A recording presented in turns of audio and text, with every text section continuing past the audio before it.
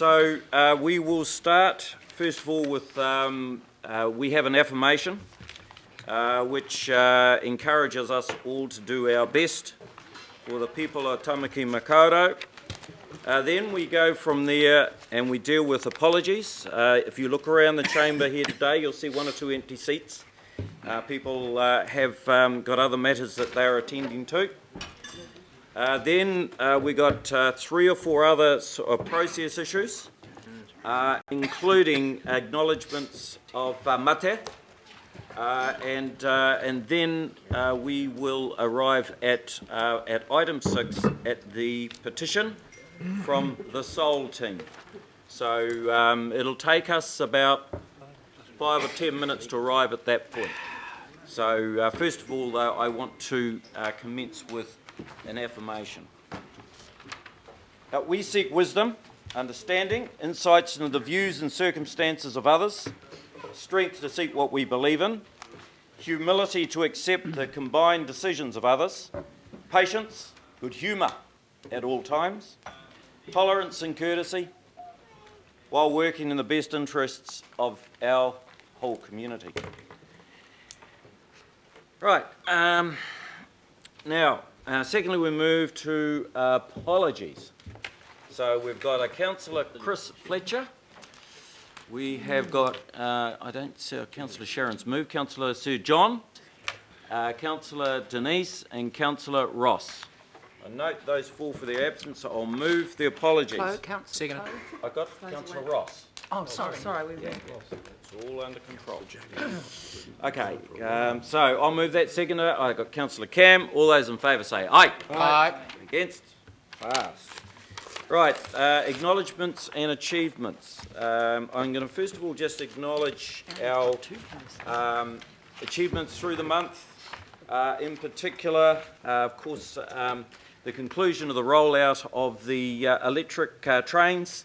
57 of them are now on track, and you can see the patronage growth there. There's a lot to celebrate, and we had a very, very good celebration out in Wiri with the Prime Minister during the month. Secondly, there'll be a few in the house here from Otuataua, and of course we celebrated the opening of Toia, a $31 million pool, library and recreation centre complex in Otuataua. It was a great occasion to those of you here. Thank you for being here. Of course, Sir John's not here at the moment, but I briefly want to acknowledge hello. Oh, good. Oh, that's nice. Someone's leaning on the wall. That improves it. So we've got nice ambience. Thank you for stopping leaning on the wall. We got. I want to acknowledge the 40th anniversary of Sir John's breaking of the world mile record. Of course, he's one of our colleagues, not here at the moment, but it was a fabulous breakfast. Many from the south side were present in support of him, and of course it was a big, big city event, 500 people there. So it was great that we were able to acknowledge Sir John in that way, and also, of course, Dick was there to commemorate that event with him. So big occasion for the Chamber and big occasion for the city. Now, I want to acknowledge next the passing of 4 of our community, and I'm going to do it in this way. I'll acknowledge them together, and then I'll ask the Chamber and the community to stand as a sign of respect for each of them. First of all, I want to acknowledge the passing of George Gear. As a former North Shore Mayor and long-serving National MP, George Gear passed away at the age of 88. The fact that at the age of 83, not that long ago, he graduated from AUT with a Masters of Philosophy demonstrates the kind of man that George was. George was MP for Auckland's North Shore from 1966 to 1990, holding senior cabinet posts including health, transport, energy, housing and rail. He was also Deputy Leader of the National Party. From 1991 to 94, George was New Zealand's High Commissioner in London, and he was the Mayor of North Shore from 1995 to 1998.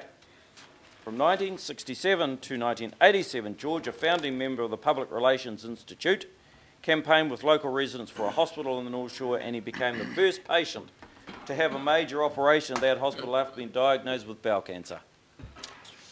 He was known for his polite and diplomatic style and was regarded as a competent and diligent administrator in Parliament. He made a huge contribution also to this city. Survived by his wife of 64 years, Faye, and their children, Warwick, Linda and Joanne, 5 grandchildren and 3 great-grandchildren.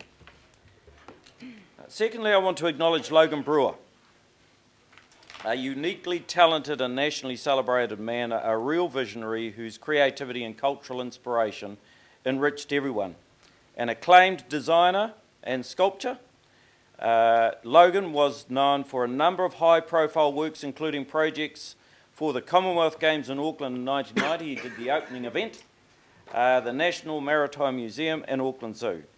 His latest project was the Waitemata Sculpture Series. Born and bred in Auckland, Logan spent the last decades of his life in his much-loved Northcote, on his much-loved Waitemata, an expanse of water that he said drew him back to the area like the pull of the tide itself.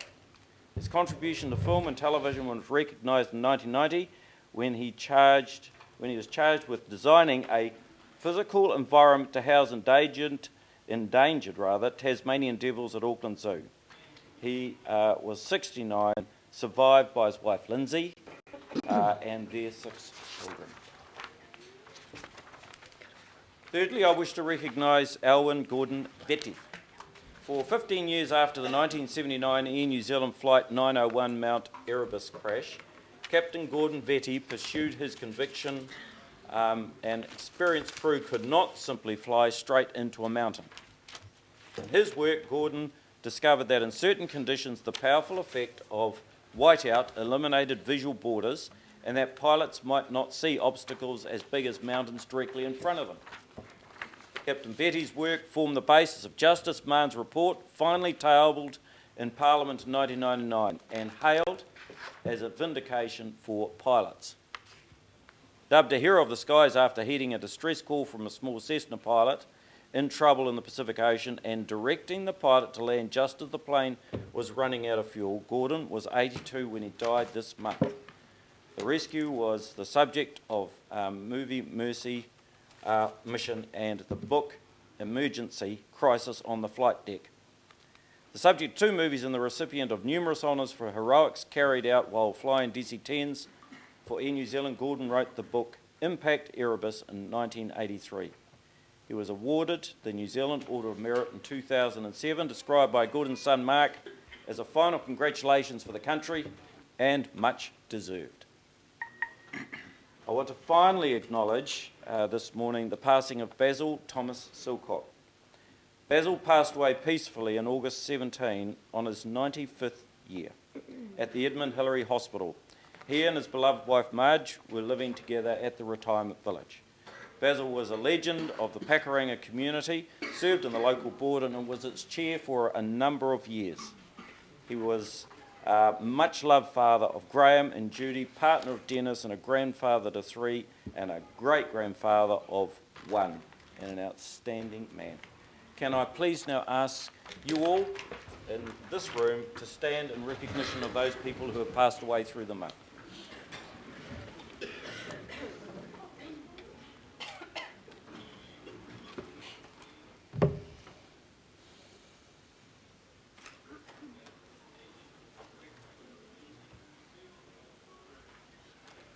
Tā toko, tā toko, tā toko mai. Kia ora. Yep.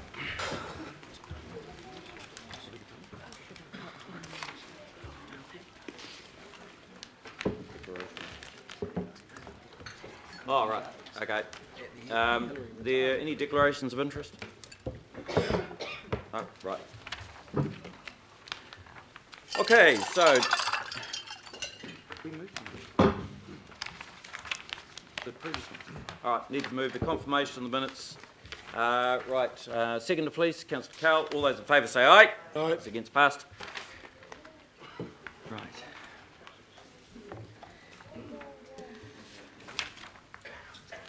Right, now we have a petition, and I want to welcome the representatives from Seoul, if you would like to introduce yourselves each to us. Kia ora, and you are bringing us a petition that in particular relates to a notice of motion that we will consider after your petition and also input from others. So, kia ora and good morning.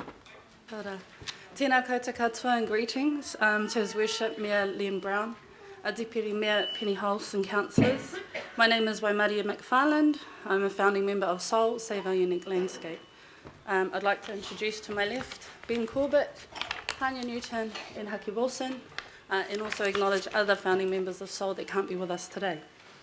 I'd just now like to invite Haki Wilson to conduct the mihi. Kia ora. E kororia he maunga rongo ki te whenua, whakaaro pai ki ngā tāngata katoa. Āmini.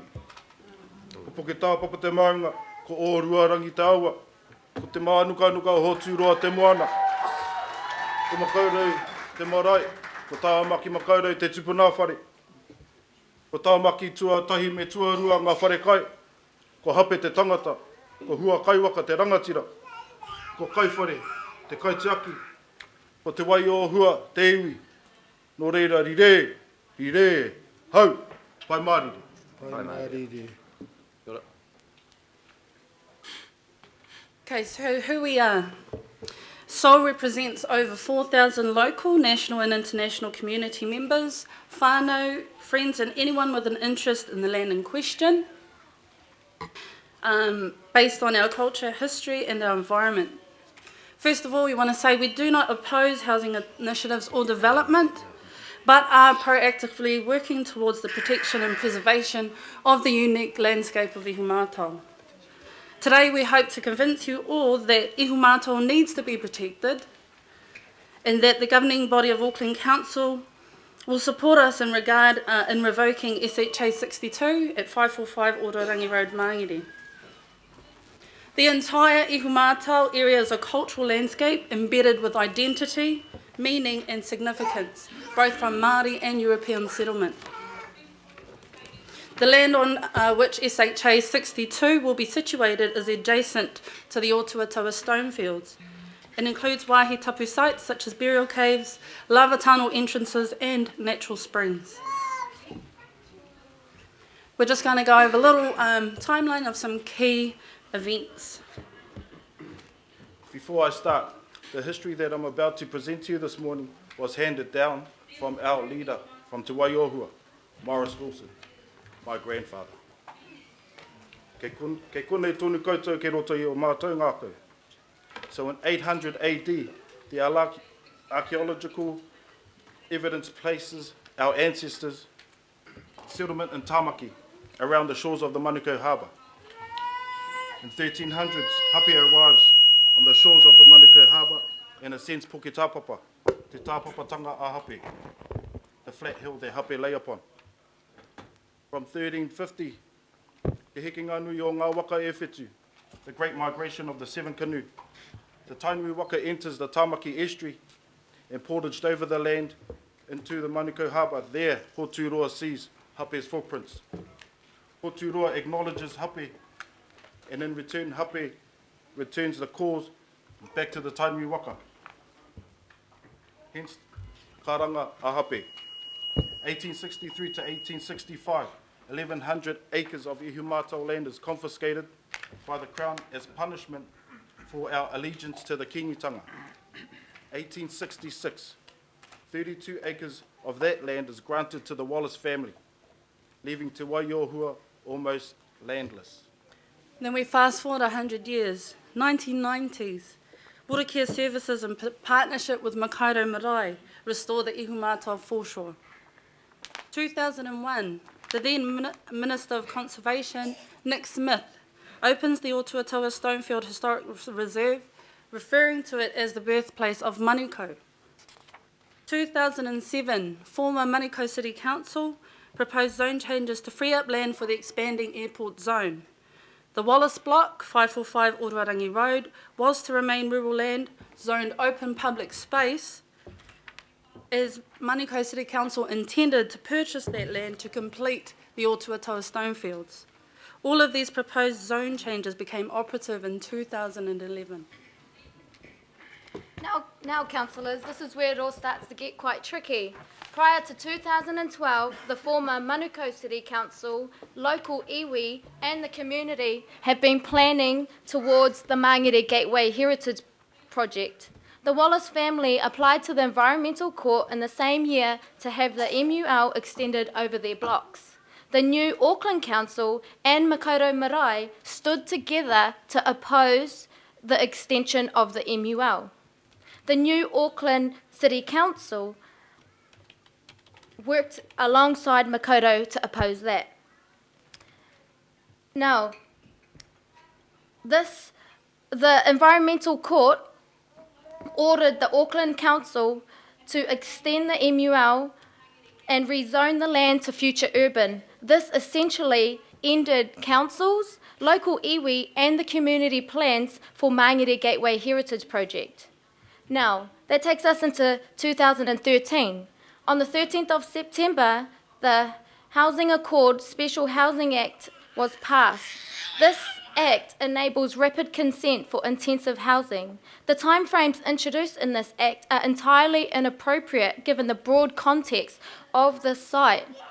In the same month, sites of significance were listed in the proposed Auckland Unitary Plan. 545 Otuataua Road was one of the 10 significant sites that was listed in the proposed Auckland Unitary Plan. Otuataua Stonefields was also one of those. Then you have in November, the Wallace family, through their lawyer, made a formal request to Auckland Council for the establishment of a special housing area at 545 Otuataua Road. Now, we're into 2014.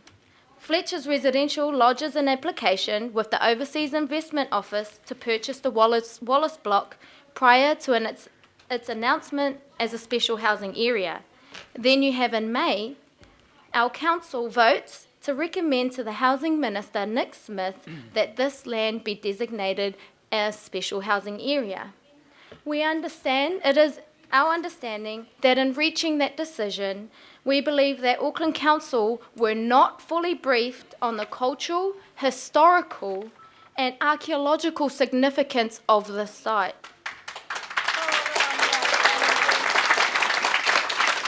Now, since then, there has, in comparison to normal RMA processes, limits any meaningful consultation with those affected by these developments, such as this.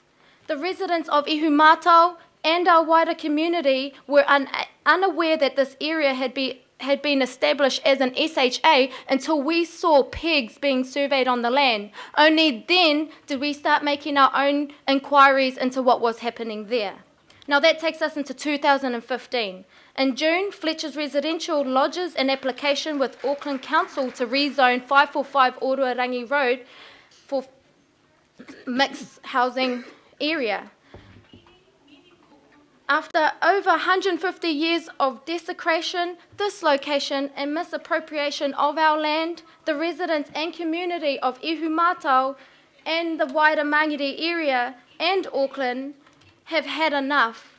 We recognise that this development will not meet the needs of this community and instead have adverse social, environmental, cultural and historical effects. Therefore, together, SOA are taking further steps.